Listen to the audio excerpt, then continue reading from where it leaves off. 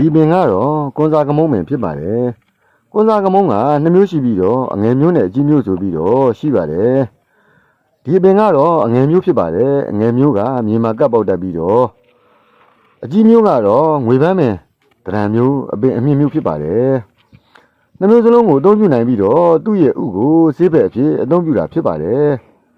ကွန်စာကမုံဥကစီးကိုရှင်စေပြီးတော့လေကိုတက်စေတတ်ပါတယ်ချွဲတလိပ်ကိုထုတ်စေတတ်ပါတယ်လန်းဆန်းစေပြီးတော့တီးကြည်ဒေါသကိုနိုင်စေတတ်ပါတယ်တလိပ်ဒေါသကိုလည်းပယ်ဖြောက်စေတတ်ပါတယ်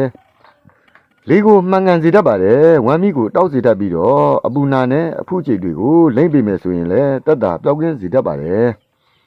သူ့ရဲ့အမြင့်မုံကိုပြားရင်နဲ့စားပေမဲ့ဆိုလို့ရှိရင်တော့ချောင်းဆူယောဂနဲ့ကြွက်ကြက်ယောဂတွေကိုတက်တာပျောက်ကင်းစေတတ်ပါတယ်သူ့ရဲ့ဥနဲ့ချက်ထားတဲ့စီကိုနှာခေါင်းထဲကိုထည့်ပေမဲ့ဆိုလို့ရှိရင်တော့နှာခေါင်းပိတ်ဆို့တဲ့ယောဂတွေကိုတက်တာပျောက်ကင်းစေတတ်ပါတယ်